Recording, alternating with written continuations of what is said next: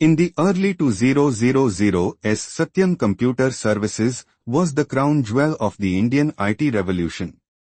Alongside giants like Infosys and Wipro, it was a symbol of India's growing dominance in global technology services. With thousands of employees and high-profile clients like Nestle and General Electric, it seemed like a company that could do no wrong. At the center of this success was Ramalinga Raju. He founded the company in 1987 and was hailed as a visionary entrepreneur. Under his leadership, Satyam's stock price soared, and its reputation in the Bombay Stock Exchange was stellar. For investors, Satyam was a must-have stock, representing the future of the Indian economy. But beneath the glossy brochures and successful project reports, something was fundamentally wrong. For years, Satyam had been padding its balance sheets. It wasn't just a small accounting error, it was a systematic fabrication of financial data designed to inflate profits and keep the share price artificially high. The fraud was complex. The company created thousands of fake invoices and recorded them as revenue. They even forged bank statements to show that they held large cash reserves that simply didn't exist.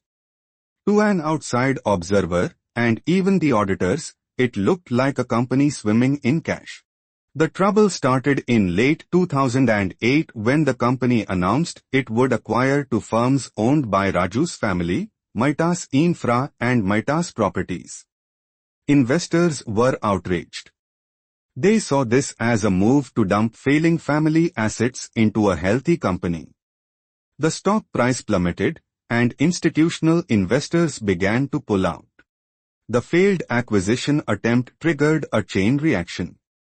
With the stock price crashing and questions mounting, Raju couldn't hide the truth anymore. He realized that if the auditors dug any deeper into the company's accounts, the entire house of cards would collapse. The gap between the fake profits and reality had become too wide to bridge. On 7th January 2009, Ramalinga Raju dropped a bombshell. He sent a letter to the board of directors confessing to a massive financial fraud. He admitted that the company's cash and bank balances were non-existent and the revenue figures had been inflated by over 7,000 crore rupees. It was the Enron of India.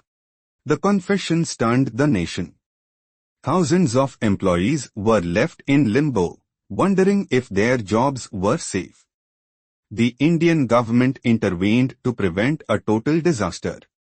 They dissolved the old board and appointed a new team to manage the company and find a buyer to save the business and its workforce. Tech Mahindra eventually acquired Satyam in a government-led auction. It was a massive rescue operation to protect the reputation of the Indian IT sector.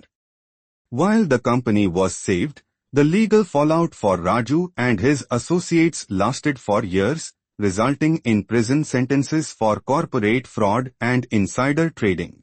The auditors, PricewaterhouseCoopers, also faced heavy scrutiny. The scandal revealed massive lapses in corporate governance and auditing standards in India.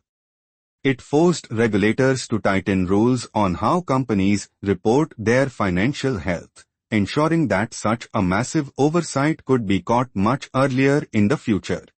So, what is the core lesson here? The Satyam scandal is a reminder that when a company's growth seems too consistent or too good to be true, it often is.